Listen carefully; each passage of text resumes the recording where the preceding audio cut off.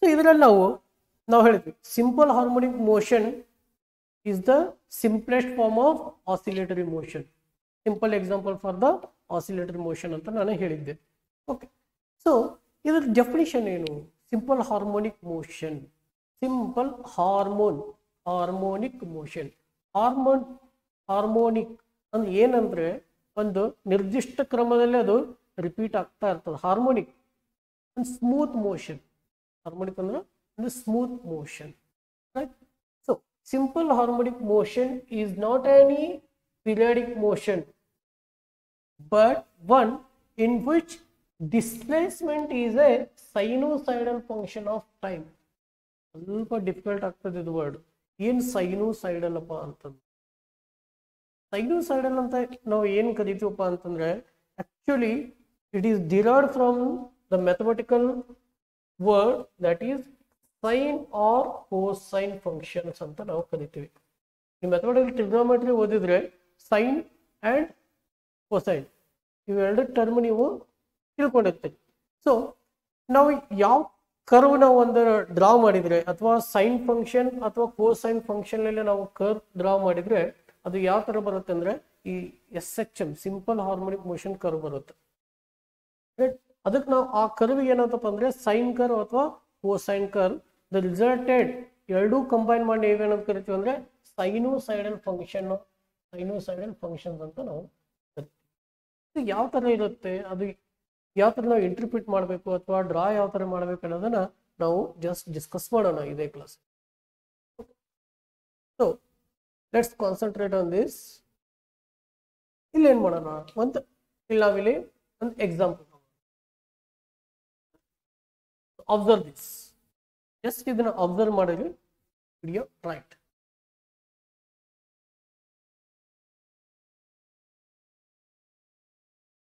This is a example of pendulum. ಇದು pendulum example. Okay, so ಈ time ಮೇಲೆ ಕೂಡ ನೀವು ಕಾನ್ಸಂಟ್ರೇಟ್ ಮಾಡಿ. ಇಲ್ಲಿ ಟೈಮ್ ಎಷ್ಟು ತಗೊಳ್ತದೆ? Approximately 2.4. approximately taken 2.4 for 1 revolution ಅಂತ ನಾವು ಕರಿತೀವಿ. 1 revolution ಏನ್ ಸರ್ ಇದ್ದು ಅಂತಂದ್ರೆ ಯಾವ ತರ 1 revolution ಯಾವ ತರ ಆಗ್ತದಪ್ಪ ಅಂತಂದ್ರೆ ನೋಡಿ. ಸೊ ಇನಿಷಿಯಲಿ ಇದು ಈ ಪೊಸಿಷನ್ ಅಲ್ಲಿ ಇತ್ತ. ಸೊ ಇನಿಷಿಯಲಿ ನೋಡಿ ಯಾವ ಪೊಸಿಷನ್ ಅಲ್ಲಿ ಬರುತ್ತಪ್ಪ ಅಂತಂದ್ರೆ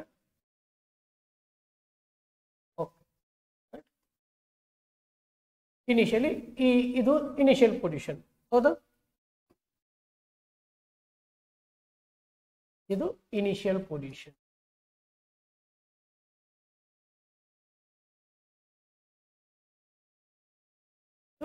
ಇನಿಷಿಯಲ್ ಪೊಸಿಷನ್. ಸೊ ನಾವಿಲ್ಲಿ ಗ್ರಾಫ್ ಹೋಗ್ತಾ ಹೋಗ್ತೇವೆ.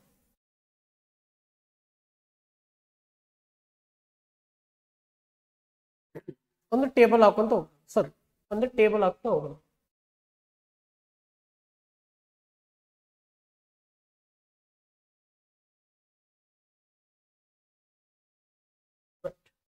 ಸೊ ಇಲ್ಲಿ ಟೈಮು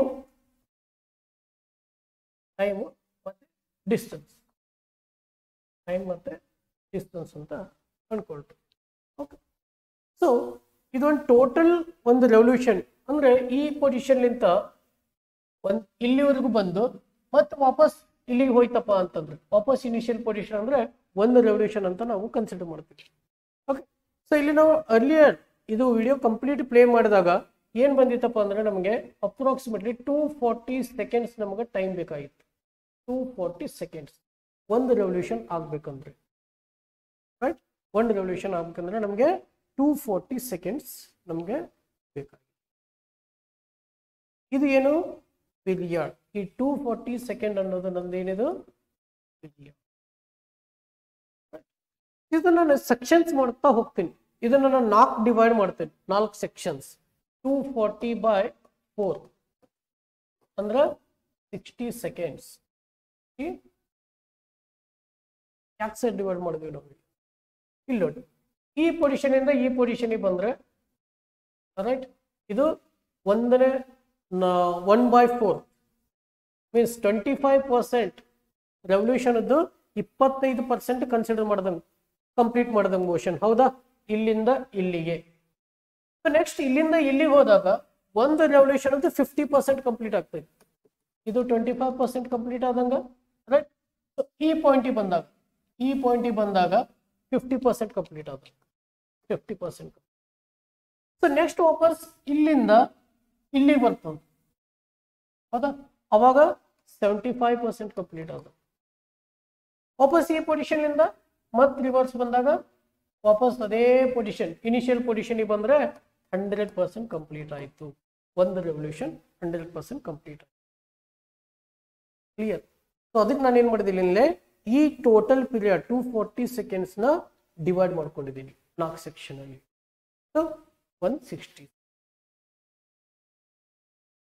ಓಕೆ.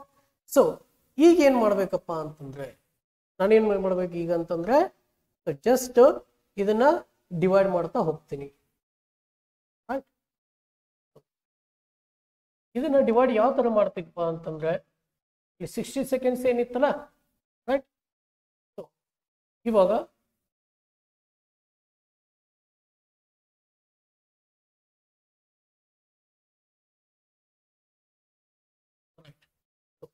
ಇಲ್ಲಿ ಟೈಮ್ 60 ಸೆಕೆಂಡ್,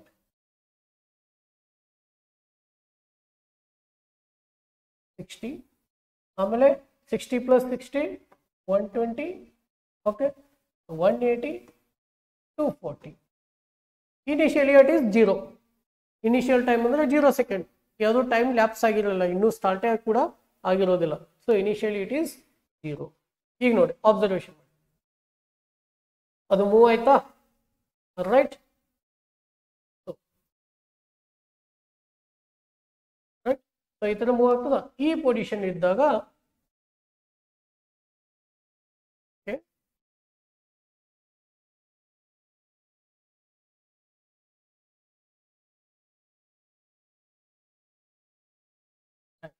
ಸೊ ಈ ಒಂದು ಕಂಪ್ಲೀಟ್ ಒಂದು ರೆವಲ್ಯೂಷನ್ ಆಯ್ತು. ಸೊ 60 ಸೆಕೆಂಡ್ ಇದ್ದಾಗ ಅದರದ್ದು ಪಾಯಿಂಟ್ ಎಲ್ಲಿ ಇತ್ತು?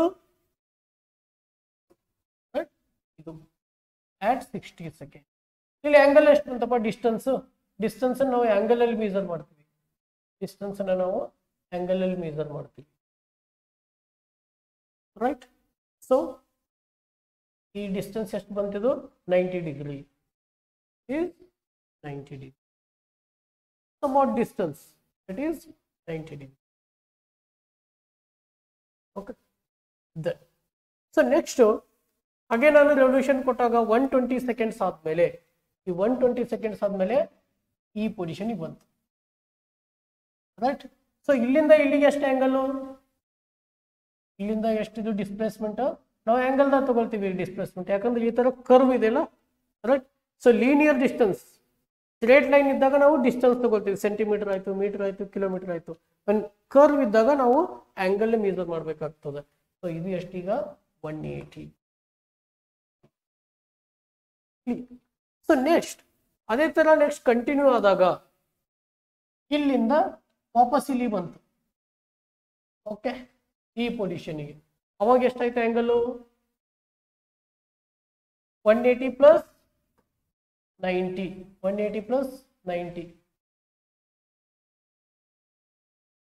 180 + 90 degree, that is 270 degree. Okay, clear? So next ಅದನ್ನು ಕಂಟಿನ್ಯೂ ಮಾಡಿದಾಗ ಈ ಪೊಸಿಷನ್ ಇಂದ ವಾಪಸ್ ಇನಿಷಿಯಲ್ ಪೊಸಿಷನ್, ಅವಾಗ ಒಂದು ರೆವಲ್ಯೂಷನ್ ಕಂಪ್ಲೀಟ್ ಆಯ್ತು ಅಂತ ನಾವು ಕರಿತೀವಲ್ಲ, ಅವಾಗ ಏನಾಯ್ತು?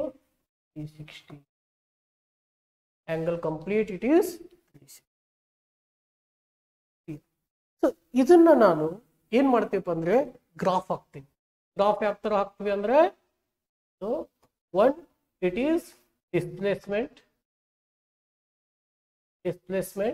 and time versus displacement. ಈ ಗ್ರಾಫ್ ಹಾಕಿದಾಗ ಯಾವ ತರ ನಮಗೆ ಫಂಕ್ಷನ್ ಬರುತ್ತಲ್ಲ, ಅದನ್ನ ನಾವು ಏನ್ ಅನ್ಕೋತೀವಿ? Sinusoidal function. It is, this graph will be a function of sine and cosine. Okay, ಯಾವ ತರ ಬರುತ್ತೆ? The graph will be like, okay.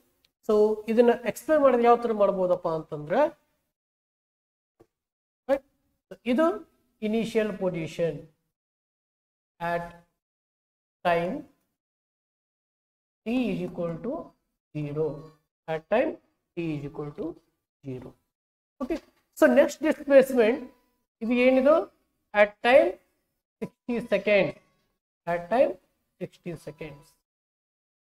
Okay, so next 180, next. So ಈ ತರ ಹಾಕಿದ್ರೆ ನಾವು ಏನು ಮಾಡ್ತೀವಿ, the function will be the graph ಈ ತರ. ಇದಕ್ಕೆ ನಾವು ಏನಂತ ಕರಿತೀವಿ, ಸೈನುಸೈಡಲ್ ಫಂಕ್ಷನ್ ಅಂತ ಕರಿತೀವಿ. ಓಕೆ, ಸೊ ನಾವಿಲ್ಲಿ ಏನು ಆಂಗಲ್ ಮಾಡಿದೀವಲ್ಲ, ಇಲ್ಲಿ ಮೆಜರ್ಮೆಂಟ್ಸ್ ಮಾಡಿದೀವಲ್ಲ, ಇವೆಲ್ಲಾನು ಕೂಡ the sine function of time. ಈ ಡಿಸ್ಪ್ಲೇಸ್ಮೆಂಟ್ ಏನ್ ಬರುತ್ತಲ್ಲ, displacement is sine function of time or it is cosine function of time. ಇದರ ಬಗ್ಗೆ ನೀವು ಜಾಸ್ತಿ ತಿಳ್ಕೊಳ್ಳುವಂತ ಅವಶ್ಯಕತೆ ಇಲ್ಲ at this moment as per your syllabus. ನಿಮ್ಮ ಸಿಲೆಬಸ್ ಪ್ರಕಾರ ಜಸ್ಟ್ ನಾವೇನು ತಿಳ್ಕೊಬೇಕಪ್ಪ ಅಂದ್ರೆ ಸಿಂಪಲ್ ಹಾರ್ಮೋನಿಕ್ ಮೋಷನ್ ಅಂದ್ರೆ ಏನು, ಅದರದ್ದು ಗ್ರಾಫ್ ಯಾವ ತರ ಬರುತ್ತೆ, ಇಷ್ಟು ನಾವು ತಿಳ್ಕೊಂಡ್ರೆ ಸಾಕು. ಎಕ್ಸಾಮಲ್ಲಿ ಏನು, ಎಕ್ಸಾಮ್ ಪಾಯಿಂಟ್ ಆಫ್ ವ್ಯೂ ಅಲ್ಲಿ ಡೆಫಿನಿಷನ್ ನಿಮಗೆ ಕೇಳ್ತಾನೆ. ಸಿಂಪಲ್ ಹಾರ್ಮೋನಿಕ್ ಮೋಷನ್ ಅಂದ್ರೆ ಏನು, ಡೆಫಿನಿಷನ್, ಮತ್ತೆ ನಿಮ್ಗೆ ಎಕ್ಸಾಂಪಲ್ಸ್ ಕೊಡ್ಬೇಕು. ಒಂದು 2 ಎಕ್ಸಾಂಪಲ್ಸ್ ಕೊಟ್ಟರೆ ಸಾಕಷ್ಟು ಎಕ್ಸಾಂಪಲ್ಸ್ ಆಲ್ರೆಡಿ ನಾನು ಇದರಲ್ಲಿ ಡಿಫೈನ್ ಮಾಡಿದ್ದೀನಿ ಕೂಡ. ಸೊ ನೀವು ಟೆಕ್ಸ್ಟ್ ಬುಕ್ ಅಲ್ಲಿ ಕೂಡ ನೀವು ರೆಫರ್ ಮಾಡಿಕೊಂಡು ಯಾವ್ದಾದ್ರು ಒಂದು 2 ಎಕ್ಸಾಂಪಲ್ಸ್ ಕೊಟ್ಟರೆ it is more than sufficient. So next ಇದರ ಕ್ಯಾರೆಕ್ಟರಿಸ್ಟಿಕ್ಸ್ ಏನು simple harmonic motion.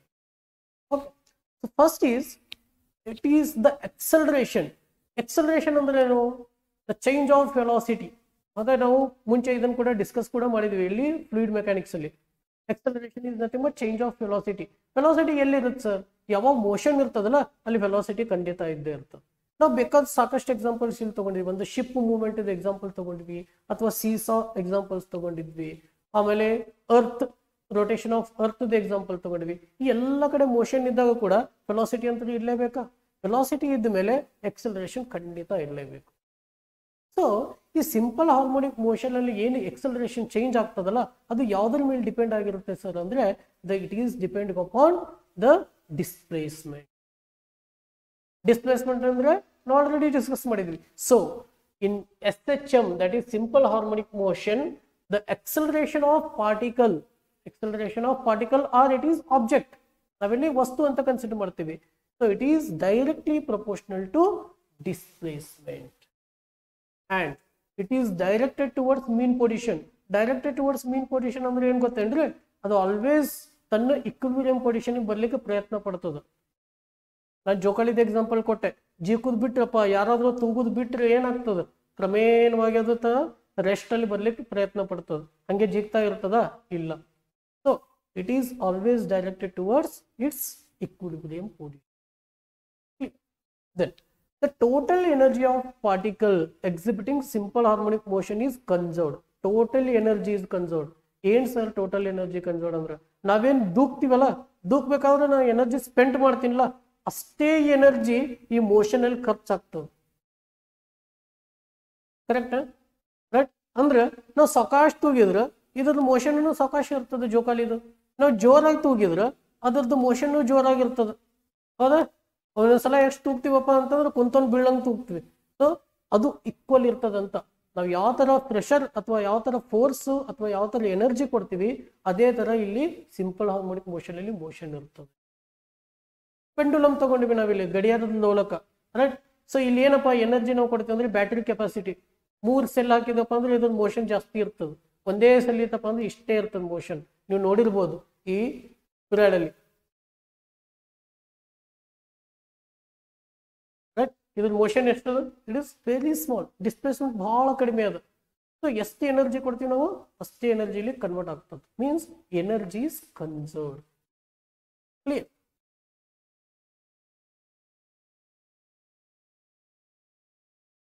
Okay, so simple harmonic motion is the periodic motion, of course, right? Simple harmonic motion is the best example for the periodic motion ಅಂತ ನಾವು already ಇಲ್ಲಿ discuss ಮಾಡಿದೀವಿ ಮುಂಚೆನೆ. Next, simple harmonic motion can be represented by a single harmonic function of sine or cosine.